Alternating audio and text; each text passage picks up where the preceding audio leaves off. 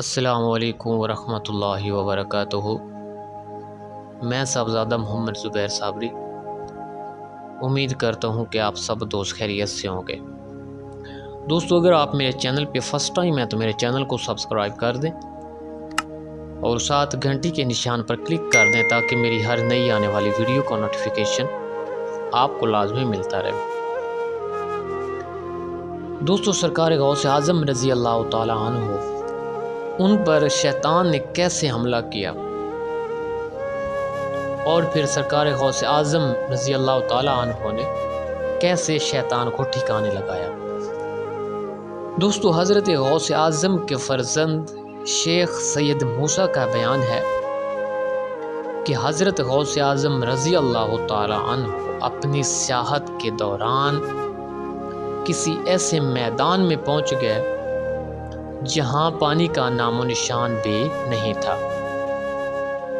جب آپ پر انتہائی شدید پیاس کا غلبہ ہوا تو کیا دیکھا کہ ایک ناگہاں ایک بادل کا ٹکڑا اور بارش ہونے لگی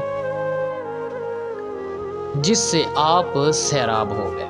پھر یکا یک ایک روشنی ظاہر ہوئی اور ایک صورت نظر آئی اور اس نے پکار کر کہا کہ اے عبدالقادر، میں تیرا رب ہوں اور میں نے تمام حرام چیزوں کو تیرے لیے حلال کر دیا ہے، استغفر اللہ۔ دوستو، یہ سن کر سرکار غوث اعظم رضی اللہ تعالی عنہ نے اعوذ باللہ من الشیطان الرجیم پڑھا اور یہ فرمایا کہ اے ملعون، تو دور ہو جا۔ یہ فرماتے ہی ایک دم سے وہ روشنی غائب ہو گئی اور وہ صورت دھواں بن کر پھیل گئی اور اس میں سے یہ آواز آئی کہ جا اے عبدالقادر، آج تجھ کو تیرے علم نے بچا لیا، ورنہ یہ وہ جگہ ہے کہ اس سے پہلے 70 اولیاء طریقت کو میں نے یہاں گمراہ کر کے ان کی ولایت کو غارت و برباد کر دیا ہے۔ تو آپ رضی اللہ تعالیٰ عنہ فرمایا کہ اے شیطان، میرا علم کیا بچا سکتا ہے؟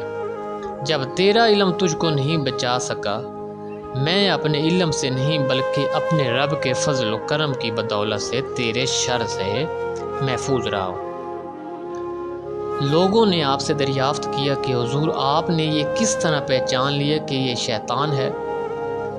تو آپ رضی اللہ تعالیٰ عنہ نے فرمایا کہ اس کے گمراہ کن قول سے کہ تمام حرام چیزوں کو تیرے لیے حلال کر دیا ہے، تو اس کی اس بات کی وجہ سے میں نے فوراً پہچان لیا کہ یہ شیطان ہی ہے، کیونکہ خداوند قدوس نے کبھی بھی فحش اور حرام چیزوں کو کسی کے لیے حلال نہیں فرمایا۔ دوستو، اگر میری ویڈیو پسند آئے تو اس کو لائک اور شیئر کر دیں۔ اللہ حافظ، السلام علیکم۔